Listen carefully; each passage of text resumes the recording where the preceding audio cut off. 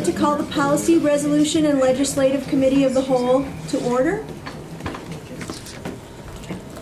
During this meeting, board members will, in many cases, be hearing information presented to them for the first time.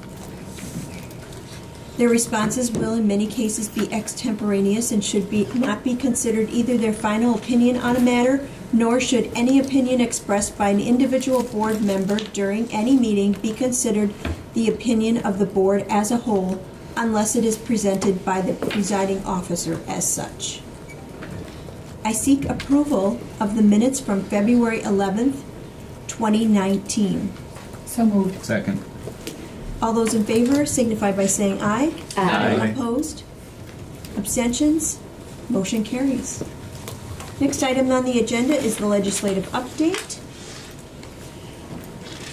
According to the Wisconsin Association of School Boards website, Wednesday, March 13th is WASB Day at the Capitol. And if you're interested in going on Wednesday, I'm sure you can still sign up. Meetings have been set up between the WASB members and legislators in Madison. So it includes like some kind of programming in the morning and updates from people on legislative matters, and then in the afternoon, meeting with your local legislators in the Capitol. But even if you are unable to attend, you can still use your voice as a board member, school employee, or taxpayer to tell the legislators who represent you to follow the public's lead and provide necessary resources for school. The climate for funding public schools is positive, and here's a few reasons why, according to the WASB. In the most recent Marquette Law poll, January 2019, 55% of respondents said they prefer increasing funding for K-12 public schools, substantially more than the 39% who say they prefer reducing property taxes, while 73% say they support a major increase in state aid for special education. Proof of support for increased funding is that last November, and we've talked about this before, local voters approved 77 out of 82 school referenda on the ballot. That's 94%, including 35 of 38 requests to exceed revenue limits. Governor Evers has proposed a state budget that increases funding for K-12 education by $1.4 billion, that's 10%, including a $660 million increase in special education categorical aid, increases in per pupil revenue limits, and a return to aligning future revenue limit increase with inflation. A bipartisan Blue Ribbon Commission on School Funding, and we've talked about that before also, has endorsed significant funding increases for schools, including many recommendations that overlap with the governor's budget proposal. While those are all positive signs, school leaders can't afford to be complacent. We need to tell our stories so schools are not lost in the shuffle of competing budget priorities. I encourage all who are listening to contact local legislators and let them know that you support increased funding for K-12 education. So, question. We do this legislative update every month, and we're not really doing anything as a board. Is that something when we're encouraging the public? I mean, we as a board could submit our own encouragement, couldn't we? Yes, we could, and we've been doing it individually, but are you thinking of, as a board, sending a letter to our representatives?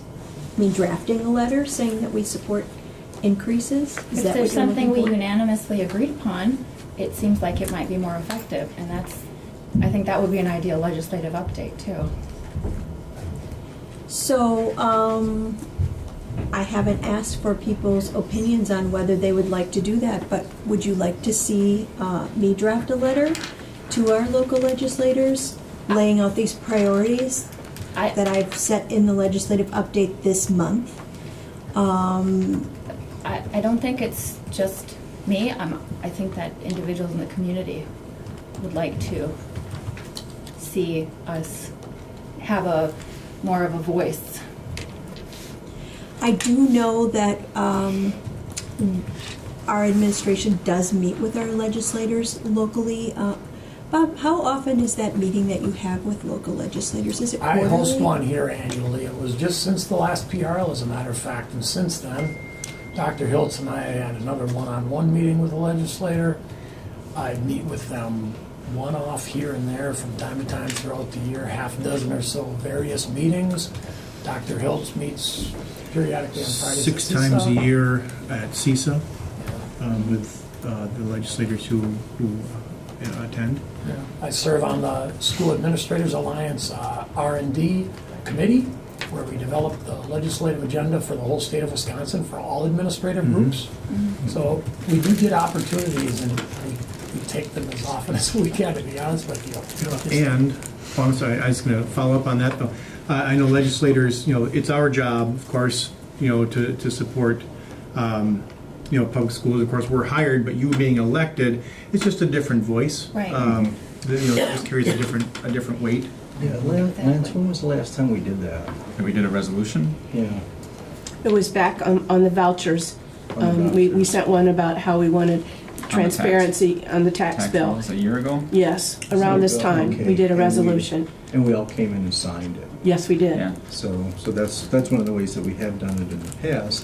And You did a calendar, you did a calendar to repeal the September 1 That's start right. date, and Yeah. that was a resolution that was approved by the board and sent. Okay. And then those resolutions, did you write those, Amy? Or did you write them, Lance? I wrote them. Amy wrote Amy those. wrote yeah. And we brought in a template from Eau Claire that Eau Claire had used for the vouchers, and then we edited it and worked on that. And then I think Amy did the final draft of that. Is that right, Amy? I remember the calendar one. Oh. But WASB has points too that we can include Yeah. if the board is. Yeah, I think on this one, I mean, a resolution from a school board saying, please, give us all the money requested probably isn't going to carry a lot of weight. But I think if we were to if Bob were to pick out some of the aspects of the proposed budget that would be most important for us, because the whole thing isn't going to pass as it was proposed, but if we maybe could hit on a few of the things that we think are the most important, that it just might carry more weight than just say, Sure. we support the whole budget, or we support, If I were going to pick one thing, I would say the increased reimbursement for special education funding, because that affects everything. So if you want to keep it simple, that one thing, increasing that percentage from, what is it now, 24? It ended up about 24 and a half this year, but it's the dollar amount that we have set right now. So it fluctuates from 24, 25. It goes down every year because more people access that money. Could we get consensus on what we would want it to be? I know you budgeted for some kind of increase. I think you said 27 or something? 27 and a half, and I'm very optimistic. Maybe by this time next week we're having a conversation where I'm at least entertaining the thought it might go to 30. That's what I was wondering, if having a We asked resolution for that more than supports the 30%. Most groups are asking for more than 30 when they're lobbying. So the lobbying efforts include asking for 50 or 60 even in the second year. There's an art in asking for too much, or just enough, or not too little. If we asked for 30 for next year and we laid out our reasons why, and how it would affect the Wausau School District specifically, what would be a good ballpark for the second year of the budget? Realistically, because revenue has to match, and that's the most difficult thing. Everybody Right. wants to get 50s and 60s, but if there's no revenue or they don't want to cut roads or prisons or what have you. So 30, 50, maybe. 30 this year, 50 the next year. And I noticed on the WASB website that they do separate out that specific issue and they lay it out. And when I think of what we've talked about, we're paying for that anyway out of other funds, but it will affect the education of everyone if that reimbursement is a little bit higher. Is there any other issue besides that special ed reimbursement that? If I might just, Okay. equity is an important topic. in education and community. And when you look at the performance of school districts related to free and reduced lunch percentages, very strong correlation. One of the proposals is to, it was about, count as a 1.2, there was an increased funding for based on poverty levels. If we're talking about equity, special ed would certainly be one. That would be a second one. One thing I feel pretty strongly about, and the lawmakers that I've had the opportunity to talk to understand this completely, that recognition of free and reduced and limited English proficiency students and special ed students, if they're recognized in the aid formula but not in the revenue limit formula, it's property tax relief for communities that are high in those populations. So I've tried to be strong with my message that it's got to have a corresponding revenue limit increase to go along with the aid increase. If each free reduced student gets a 1.2 treatment in the aid formula, we'll get more aid. It will help our taxpayers, and that's what they want. Sometimes the free reduced student population being high is also a community that needs tax relief. But coming from our perspective, I want it to also help us in more spendable revenue. And the only way it does that is if it comes in the form of an accompanying revenue limit increase. So there are a couple of things I mentioned and I see in the budget and brief, and I've got them indicated: property tax relief, property tax relief, property tax relief. Not necessarily more spendable money.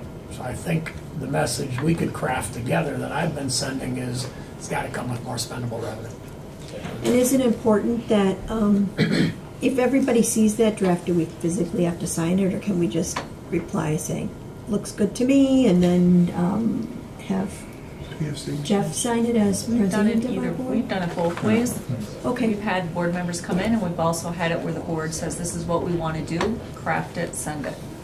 If we're going What do you- to if we're going to do that after going to the legislative committee in training, it might be important to get copies of it and not only send it as a board resolution, but also individually contact our legislators, because they said very clearly that resolutions do not tend to carry the weight that the individual contact carries. So if we're going to do that, it's important to do both. How have we socialized those resolutions previously within the local media? Have we advertised it to the community to say, hey, you know what, your school board cares about this, we sent this letter in, and generate some... Like letter to the editor? Or? Well, We've yeah. never done that. Right, that's what I was know. gonna say, they We probably don't know. wanna talk to Jeff and say, hey, what's this all about? Have we done that? No, we have not submitted it, no, as a letter to the editor. Well, and I'm not, I wouldn't... No, yeah. I see what you're saying. Or media We haven't- release or we something. haven't. Yeah, I think that we are missing a huge opportunity to gain support Yeah. because it's not 9 people, right? It's, 40, 70,000 in this area that we're not leveraging. And so much happens in here that ends up being in a vacuum. Not that our signature is meaningless, but think through it, right? People want to talk, people want to be informed. They don't even know what we're doing. So unless we communicate that to the broader community, I don't know that we're... Just some kind of a press release that goes out Right. there I was saying- thinking, so Amy, you send that out as a press release, and it may or may not get media attention. How do we? Well, if it doesn't, fine, but we don't know that until we try. Sure. Right. Also, this is a good time for that because we have school board elections coming up, so people are paying attention. And anything to do with the school board and budgeting, that right now seems to be in the news and people care about it. I mean, obviously from their polling, it's an issue for people that they're supportive of K-12 education, so. Yeah, I mean, Right. I would like to assume positive intent and say everybody is quick to jump on the controversies. Well, maybe we can get out in front of something and be proactive about it and share that kind of message, so it's not always, oh, the district has another problem. That's good. So would you want Bob and Amy to draft that? Yes, and I think we should focus on the 2 issues we identified. Especially if we're going to have a bit of an education piece to it, that's all the more important to limit it to just 1 or 2 issues. Otherwise, it ends up being 20 pages Right. long and nobody's going to read it. So, and I feel like we should get everybody's okay on the draft, Definitely. but I don't think we need to physically sign it. And then if we can just have a reminder that everybody could take that resolution and craft their own personal letter, or go to a listening session, or use that information however they want personally, I think that's a really good point, that following up personally makes a big difference. They get so few contacts about these kinds of issues that that one letter means a ton. And if everybody puts their own personal touch on it by taking the information in the resolution and just adding more information or a different personal narrative to that, or examples, or, you know, about yourself and how this would affect, we feel it would affect our school district, I think that that would be really meaningful. So thank you for that suggestion. Okay, ask clarification. So the Yes. two points we want to focus on is spendable funding and the special education. Is that correct? Yes, and the special education, I would go with the 30% for first year as a recommendation, and the 50% the second year. And I felt like there was a lot of information on the special ed funding on the WASB website. They lay it out pretty well. And Bob is our expert on the... And if I heard you right, the intent was to go after the special ed, is that because that could provide, it would provide opportunities across the district, not just targeted to. Yeah, that's the part that people don't understand. Right. They hear more money for special ed. They think it's actually money that's going to benefit only special ed students, but those students are already getting the services that they need because they have to get them. So it's actually, the funding actually helps the general budget. And that's why I'm calling that out, because I think that message needs to be crystal clear. And maybe name some of those programs that we would be able to provide more And funding for. Did you want the equity aspect on that too? That Bob suggested? Yes. I think so. I think they're linked together because whether it be a high poverty district or a district with high special ed, they both have the same impact on the overall budget. You know, so they're both drawing funds from the general budget. It makes sense that they're connected together. Okay, so then, go ahead. Well, I was just going to say, I think we said in a previous meeting that a little over 10 million goes out of Fund 10 to help fund special ed now. Right around 10 million. I don't know Okay. if it's just above or just below. Maybe just below. But So that's how it impacts our general budget. yes. So I hate to add another thing to your plate, but you are the expert in this area, and I think that everyone's right here when they say that that has an impact, and it could have a boomerang impact in that we have the resolution, plus we have a lot of personal follow-ups.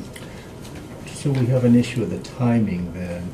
Do you all want to approve the final wording? I would think so. I mean, we could, We can do that depending on the timing of it, we electronically. could pass it In 2 weeks. in 2 weeks. When we, One One week. week down. 1 week. that's Or right. the next month. I mean, this isn't going to be, it's not like it's been This voted could- on. This could easily go with the rest of the PRL stuff from tonight to the April board meeting. Yeah. And the Joint Finance Committee is still going to be looking at the budget at that Okay. point. Neither house will have it in their hands yet. I think So there's we've got a enough little time. We've got opportunity. time. April 11th or whatever, day, April 8th? April 8th, I think. Yes, yes. Actually, the little bit of time may be to our advantage. Yeah. good timing, Right, good good. suggestion. Thank you. Thank you, very good. Okay, next item on the agenda is employee handbook updates. Okay, so we're stepping out.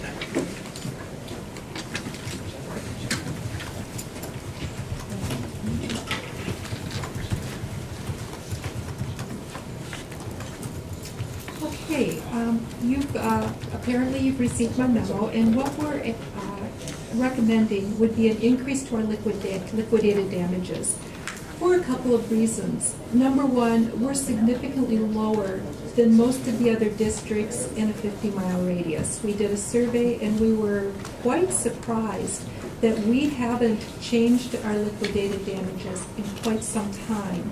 And the people that compete with us in surrounding districts nearly have doubled their liquidated damages. So what we're finding that happens is that we get a teacher, they accept our contract, and then they're solicited by another district. They're brought in for an interview, and they're given a salary plus a bonus. Now, the bonus is intended truly to cover our liquidated damages. So we thought we need to be a little bit more competitive and try to minimize that from happening by increasing our liquidated damages. And as you can see here, originally currently I should say, we're at $500 and $1,000 based upon a timeline. And I'm proposing that we start at 1,000 and be comparable to our neighbors and go at a 3-tiered rate of 1,000, 2,000, and 3,000. And that's basically the reason why. I'm hoping that it's going to keep the people with us for the year that sign a contract and commit to us, as opposed to having somebody else take them and paying their liquidated damages. I think if those damages were high enough, I believe that that would minimize that risk. And secondly, we've had a few people that have left in the middle of the year. We found that it's really, it doesn't create a hardship to come up with $1,000 instead of it coming up with $3,000 and finishing the year. Now, when I say hardship, if it were a hardship cause that they were asking to be released from our contract, that's different. What I'm saying is that they said, no, I have this fabulous offer in another state, I'm going to take it, and I'm going to pay the $1,000. That's the decision that they made. And we're hoping that possibly a liquidated damages that would be higher might potentially decrease that event from happening. At least they would stay with us until the end of the year. It's very expensive for us to change in the middle of a school year, recruit in the middle of a school year for a teacher. It costs us really more than $3,000 to do so. What employee groups does this cover, Carla? Besides teachers, are there other? Teachers. Oh, so we're only talking about teachers. We're All talking about certified? teachers right now. All certified or just teachers? I'm sorry. All certified. Okay, so administrators? Anyone that's under a contract Yeah. that would be teachers. Administrators, yes. Administrators are actually governed by a different policy in our handbook. We're going to look at that later. That we haven't found to be a problem, but definitely with the teaching staff we have. So how do you define problem in that sense? I explained that the problem is that it was so low, it was easy to say, I'm just going to pay it. I'm sorry, I and get should out have of it. been, how often does this happen? We believe it happens even more than we're notified, but I know of 3 times that it happened last year. That we hired somebody and then somebody else gave them a little bit better offer with a bonus, and they said, yeah, I'm going to do that. So is there any risk that increasing this liquidated damages amount deters people from wanting to come here in the first place more than it does deter the 3 or 4 a year that leave for a different offer?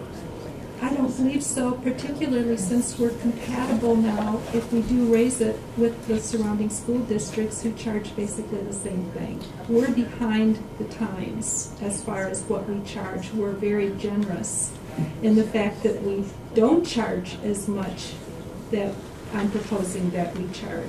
No, I'm not, I understand what you're saying about Okay. it, but I'm seeing that as kind of equity in a negative way. I'm more interested in if a teacher is going to not leave because the liquidated damages are too high. Number one, they have an interest in leaving already, so keeping them, there's questions about that. But then number 2, are we going after the real reason that they want to leave? I get what you're saying.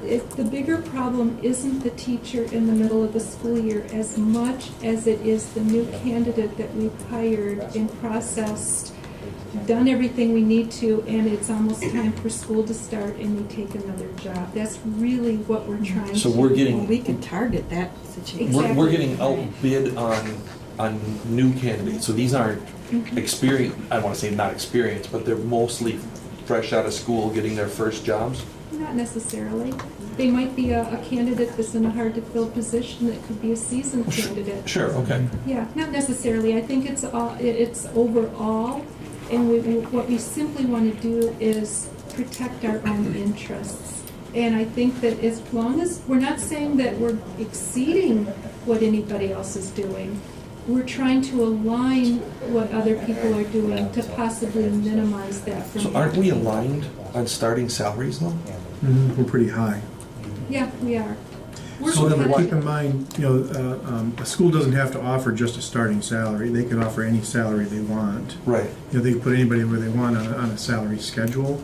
Yeah, so somebody that's coming for a hard-to-fill position, we're gonna offer them more. Yeah. And then if they get a better offer somewhere else, they leave us high and dry. Yeah. But we could write this so that it targets that situation instead of all of our teachers. And I think that would be ideal, because when I read this, these numbers seem fair, but what I'm concerned about is, what is the message we're sending to our longtime teachers?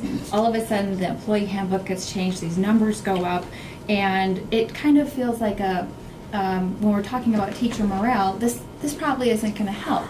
But if this is a new candidate issue where it's, I think that makes sense than to target those individuals, have it in their contract specifically. I agree, but I disagree, and here's the reason why. First of all, teachers, all of our teachers understand that once they make a commitment, they sign a contract, that's binding.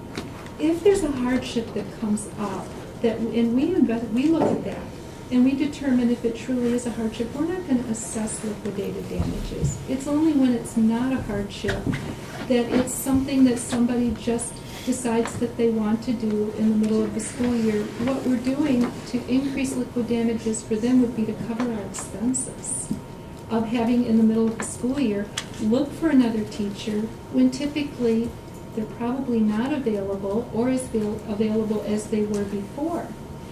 And it's a more difficult search. There's a cost in doing so. So that amount of money is used up very quickly. So again, we're protecting our own interests by doing so. I don't see it as a morale issue.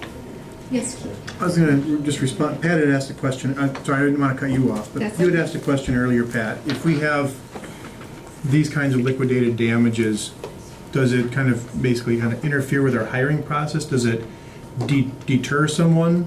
Is that what you were kind of going? Right. I mean, Okay. are we getting people to stay with us Yeah. using a stick rather than a Okay. carrot? Yeah, I would say yes. And if someone is interviewing here and has other options, and we have let's say it's July, right? So there's a $2,000 liquidated damages clause.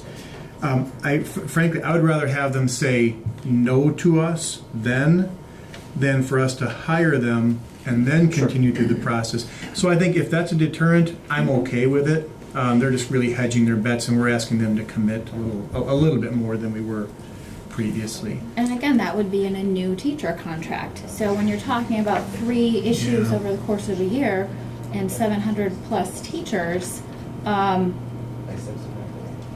to send this message to the 697 or more that now we're going to increase these liquidated damages, and I do think it's a morale issue, and this whole board did hear directly on that today. So it's not just, these aren't my own thoughts. We did hear concerns.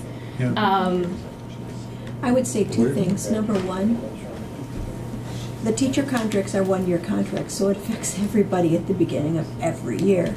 And then I also feel like changing this is putting a lot of weight on the liquidated damages as a reason for staying or going. And I just think those decisions about teaching somewhere else are pretty complicated and not really based on liquidated damages.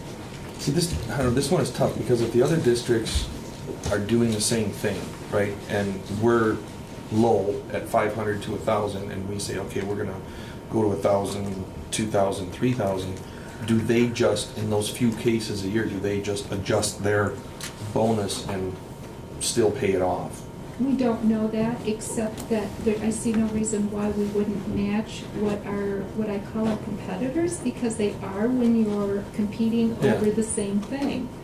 And so at least it makes things even for us, and I think it would deter based on the amount. It's very easy to come up with $500 or even $1,000 if we've already gotten into the school year. Most of the time it's going to be the $500 amount, where that's going to double unless we get into the school year. And then of course it progressively gets more the closer we get to the school year or into the school year. Do we do this? Do we pay, like, do we get people from other districts that have signed a contract somewhere else? No. No. I So think why it's is that? unethical. Why is that? Well, unethical or not, when you're dealing with a position that is in high demand, I mean, that's just competitive, right? That's supply and demand. You have to pay what you have to pay If to you get ask people. each school district if they do this, they're going to tell you no. Well, I just want to be careful on making any assumptions that it's easy for our teachers to come up with $500 or $1,000. I just read some study last week that 70% of the population doesn't have $1,000 or more in savings. So I think that's a massive assumption to make. I think this is really more, I would agree with you, and I think this is really more of a district issue. People are willing to pay other people's liquidated damages. That's probably the main issue we're dealing with. And is it a big difference to go from 1,000 to 3,000? For some districts it would be, and others it wouldn't be. I don't think this is a cure-all. I think it's really just, it just makes us more comparable. To your points about, do people want to continue to work here? That's really the heart of the issue. What are we doing? And frankly, that's a big part of our strategic plan, is what are we doing to attract and retain? Right. So this is just one small tool. If you really want to do that, forget about the steps and put out some crazy number like $10,000. Wouldn't that accomplish what you really wanted to?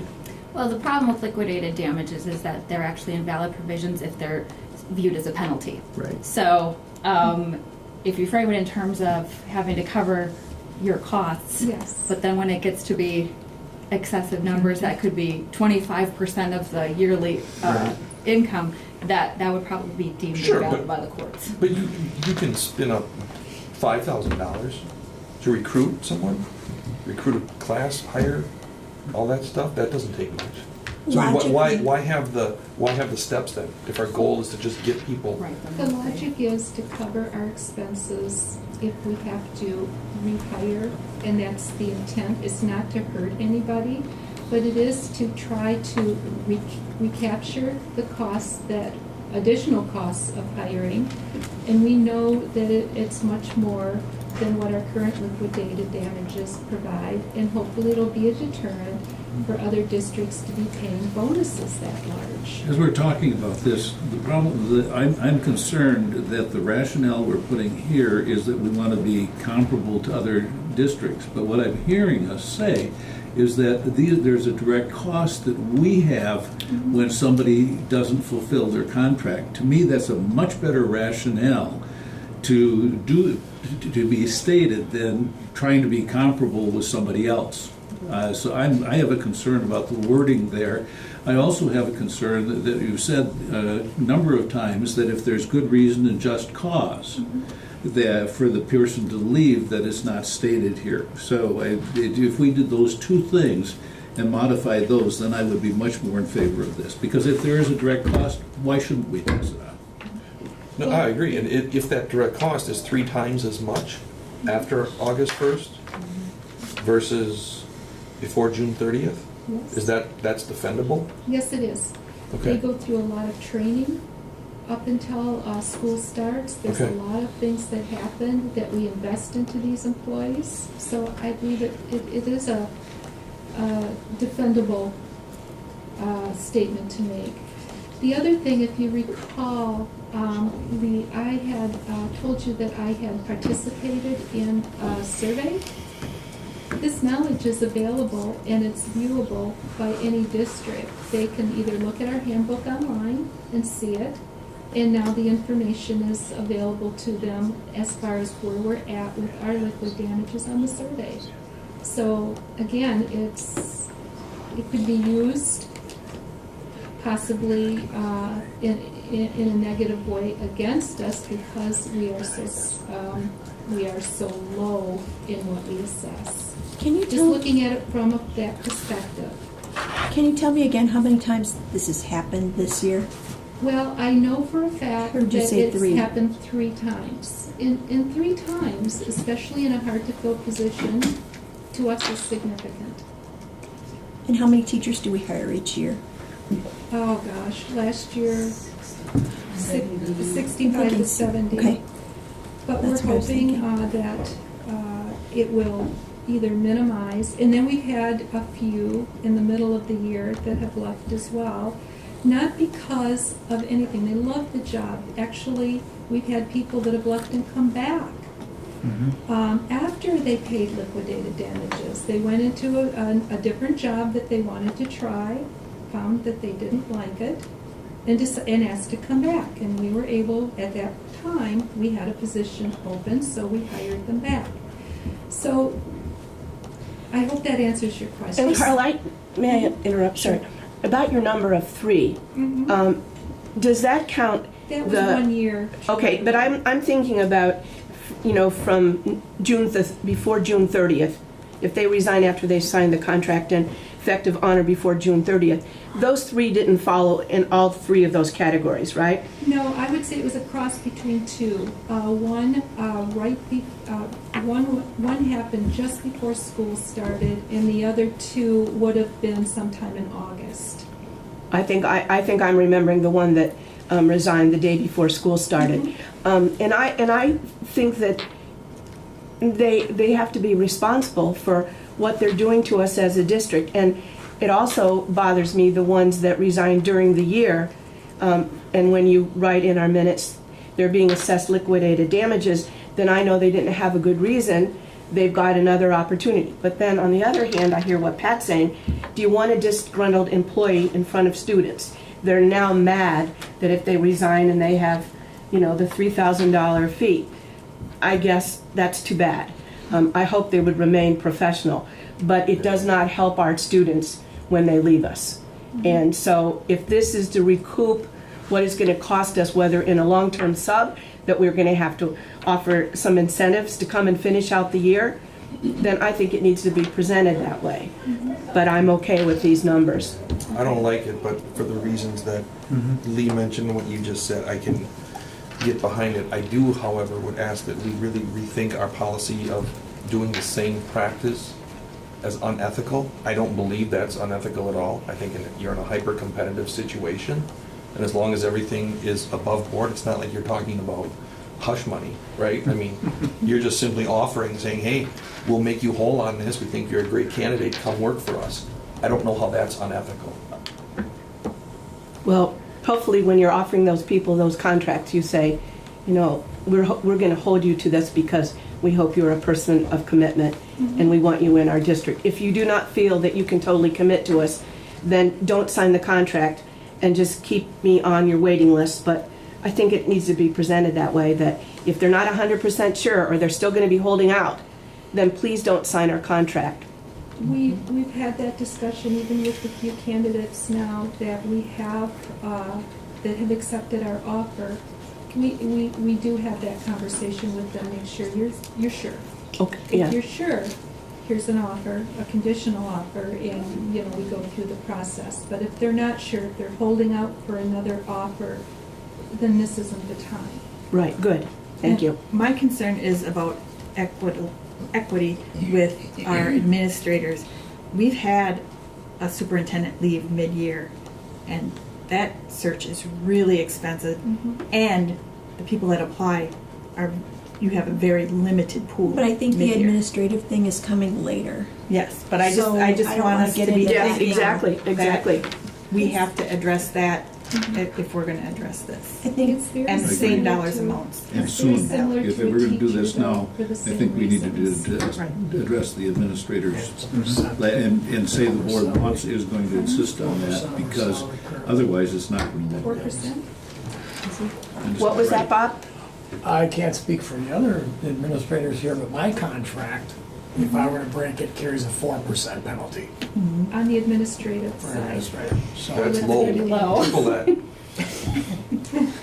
I'm not going anywhere quadruple that. Revenue generation. Can I, so what I want to ask is, Well, after this discussion, and if you have something else to say, go ahead, but I'm just wondering if we're coming to consensus and ready to vote on this, or is this something we want to table and come back to next month? I have two things. I Okay. agree with Leah that we need to revise the language, because I'm also not comfortable with saying we just want to be like other districts, to explain that it's the costs that are lost, and that we need to recoup those costs. But my second question is this going to be communicated to the employees? And if so, is it going to explain the issue really is new employees that break contracts, and we need to, because I'm concerned that, again, back to morale issues. And if that's unclear to the majority of teachers, this is going to leave a bad taste in one's mouth. Versus if they have that clarity and that understanding, it's, okay, that makes sense. And I think that would be a job for you, Keith, right? Probably, either me or Carla, or together. I guess, I'm not opposed to that. I don't know if there's a legal issue there.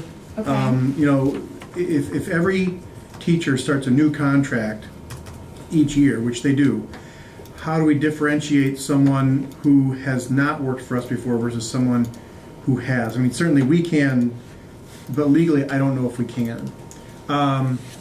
Two, as far as the communication about who the situation we're trying to address, yeah, I think that's something we could certainly speak to. This is an employee handbook update. There's a policy in our handbook. When you talk about the language, it's going to be incorporated into the current language that we already have with the rates and the dates. That's it. The verbiage, as far as what I said tonight, that's not part of it. I'm just telling you why I'm asking for it. No, but when we Well, we have to have a motion and vote on it, right? I mean, isn't that why we're Right, having this yeah, discussion? So that's what I'm talking about, the language of the motion. There's I've addressed two separate things there. So your motion would be Okay. to move to these amounts in order to cover our Right. incurred costs. But I think I'm hearing you say, Trish, you only want that effective for new employees. No, no, I'm not saying that. Okay, I I'm not wasn't saying- one of clear. the main driving forces for changing Right, the amounts. that's Oh, exactly. okay, I got it. But I wasn't clear. Okay, Yeah. so the motion you want is to approve the increase of liquidated damages to cover the cost of recruitment? You don't have to Yes. say to cover the costs, You can put in there something like to recover costs experienced by the district as a result of said employee Something like that. Yes. signing a contract, and leaving, whatever you want to say, they executed the contract and they broke the contract, so there's expenses incurred with that. Whether you want to list an example or two, Yeah. I don't know that that's necessary. But I do think that it's up to Keith to explain to the employees why we felt the need for the change. Sure. and I've heard that those communications are very much appreciated. Yes. Good. So is this something we want to rework right now, or Yes. should we bring it back? No, we should take care of it now because it's going to start happening soon. We're hiring That's why we're now. coming to Yes, Okay. tonight. yes. It's Yes. not something that And can we be want put it off. clear so people aren't ruminating on it and voting on it. Yes. May I ask, is the concern about the language of the motion or the language in the handbook? The language of the motion is Okay. to match surrounding school districts. Okay. When the So your focus- motion is move these forward for approval based on the costs incurred by the district for Right, hiring? when the contract is breached. All right. But you want this wording removed. You know, this is Which are too other broad. business. I think she just has this in here. That's not part of the motion, is it? We No, believe but that the that motion should be is- part of the policy. Yeah, The we motion wanted, is to recommend to the full Board of Education the approval of revisions to the employee handbook as presented. There you go. Can we keep that motion the same, but go into more detail in the explanation to employees? Yeah, that'll Okay. be separate. Would Yeah. that be okay? This memo, you must be looking at the script, because the memo that we have says to approve the increase of liquidated damages to match surrounding school In districts. the action It's sheet, on the it says action the sheet. script as well. Yeah. The memo, That's the different one that you want. Yeah. So is the script correct? the script is correct and Yeah. the action sheet is correct. Yeah. Okay. Yeah, as long as it's not this. So you're okay with that? Okay, so then I call the motion, or I seek a motion, to recommend to the full Board of Education the approval of revisions to the employee handbook as presented. All those in favor signify by saying aye. Aye. Opposed?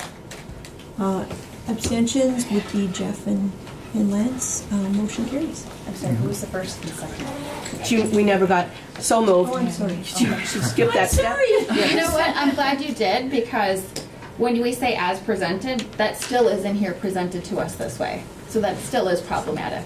So even though that language sounded okay, this So is how it's presented about to I us. present the motion again and delete the words as presented? Move to approve the liquidated damages amounts and timelines. How about that? No reason. No reason. Okay. Does that work? Yes, that's Yes. fine. Sorry, that's my motion. I can't make a motion. I will move that. No, but- The approval of liquidated damages and timelines? And timelines. Does that work, Carla? Yes. Thank you. Then you're on, Lee. I will move that. And I second it. Thank you. All right, and we already voted. Should we vote again? Yeah, we Yes. better do it the right All way. right, those in favor signify by saying aye. Aye. Opposed? Motion carried. Thank you. All right, item number 5, Neola Policy and Bylaws Service. Right. So in the months that I've been here, I think we've all had a few experiences where there have been some policies that have been outdated. We've also identified a couple of policies that the district should have had and has not had, and that obviously causes a level of concern for us. So I'm presenting to the board tonight the possibility of hiring on with the Neola Policy Service. So you read the description. I'll just share personal examples. We used it in Ashland. The way it works is they have a team of school attorneys who reviews all the federal and state legislation. They determine what the impact is, how schools should comply. They draft a series of policies, and I would also recommend administrative guidelines that guide the administrative team in implementing those policies. Twice a year, the Neola representative comes to the district and reviews all of the potential changes, all of the options that the board would have. The administrative team would give you recommendations, and then the board could accept, reject, and of course the board could always create their own policies. So what I like about the process is it ensures that we're in compliance, that our policies are updated. The only drawback is that those 2 meetings per year are pretty lengthy because you typically have anywhere from 10 to 20, maybe 25 different policies. Some are fairly insignificant changes, some are significant. So it tends to be a fairly long meeting, but I think the ability for our school district to be in compliance and have updated policies is critical. How do you deal with looking back at things you have now and revising? There is a fairly painful process to change over from our current policies to new. Mr. Bannock, who would be our representative for this area, Tim Bannock, he met with the administrative team and talked about what that process looks like. Sometimes boards want to go through their own policies piece by piece and compare the new policies piece by piece. You can do that. He said that's doubly painful. The preferred method, the recommended method is take their policies. The team would come to you with recommendations, and we would do a section of policies. I think we could split up in like 5 sessions. So we're not turning all of our policies over in one meeting. So they're more digestible. You can really dedicate your time and your energy to the sections that are of interest. In what period of time do you have a timeline how long it would take us to totally switch over and have everything updated? It varies. However, I would recommend we do it over this summer, so a 3-month period. Some school districts have taken as much as 18 months. Mr. Bannock indicated that if you do that, you really lose continuity. So he's saying... So once you've got just your head in the get it- game, you yeah, just keep do going. it. Every few weeks, have a meeting, do your next section. I know we discussed, is the ability to have current and complete set of policies and administrative guidelines worth that effort? Because it's going to be a lot of work. The team would agree that it is. We're feeling a little bit some exposure from not having all of our policies in their most updated and complete form. And this is something you could take on at the same time you're implementing the first year, the planning stage of your strategic plan. I'd rather wait a year. However, yes, we can. I would rather wait a year, but I think the status of our policies really, I was hoping to wait on this. As I've been reviewing our policies, I think we need to do it sooner rather than later. So the team agreed they'd be willing to take on both. What becomes of this meeting then? I don't know. We would talk about it. It might be a twice-a-year meeting, or sometimes there's special updates from Neola, or we could continue to have the meeting and either change the form. I don't know. We had talked about that a little bit, but I think that would be up to the board as to what format. But after the painful process, it all becomes easier. Then it's twice a year. The cost is comparable to WASB. They're both around that $2,500 range annually. So yeah, the process is sustainable. It's definitely cost effective. And WASB is, we ask them for individual policies instead of doing the whole. Correct. Currently, the WASB Policy Services puts out, I forget what it's called, like a policy recommendations, and then we take those and kind of recreate new policies based on what we have.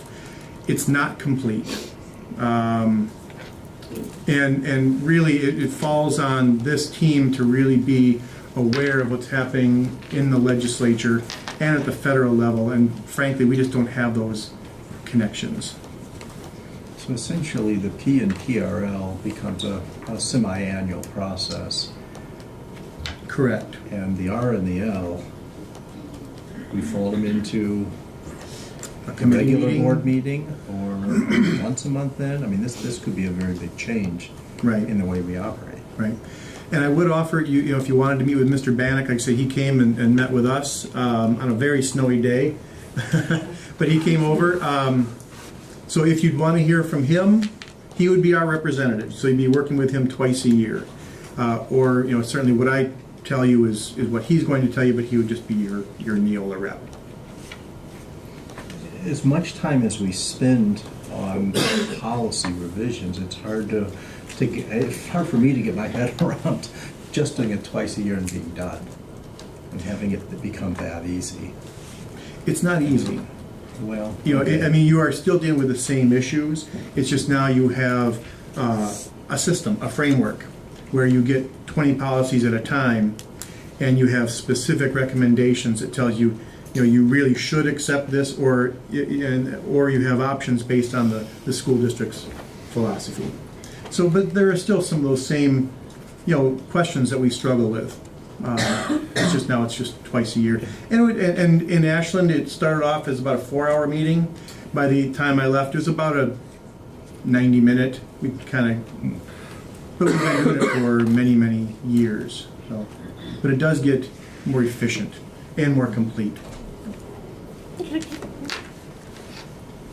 Okay, any questions or comments? Well, they had quite a client list, that's for sure. That impressed Well, me. I mean, this is risk management Absolutely. 101, right? Yeah. And I don't think any of us profess to be experts on school board policies. Right. So to turn it over, But we do have 2 lawyers that help. Thank you. And how many times have we said, well, Isn't there a local district we could look at, see what they're doing, instead of having us do this from scratch? Yeah. How many times have we said that in a PRL meeting? It had to be over half the districts in the state Yeah. are using Oh, it. It's a yeah, long and they're getting more all the time, for the reasons I just shared with you. One other nice benefit to this is that as Mr. Bannock or whoever the Neola rep would be comes and speaks to us, he has experience with a number of other districts and which direction they've gone and why. So we get the benefit of that experience as well. And then we still have the autonomy within each of those to make our own local changes, Yes. tweaks, if needed, for whatever Yes. reason. Yes. If you adopt the Neola options, then you certainly get the benefit that they're accepting a lot of the risk. If we change, if we substantially alter the content, then we accept the risk. Yeah, and I'm not suggesting that that's a preferred way, but But it for is some an option. unknown reason, you're not locked into, but clearly with the pricing, we're getting the economies of scale by having them do it once annually, in theory, Right. and rolling it out to all their So are we software. looking at option 2 then? We would look at I would do everything. It's about $30,000. Because I would include the administrative guidelines, which we currently do not have. And frankly, I think the team would benefit from that kind of direction. And I'm sorry, I didn't look at the total. It says 24,900. There you go, good. Okay. For option 2. Option 2, yes, thank you. And, And that's, Any well, I'm other- sorry, that's just payment option. right, Yes, okay.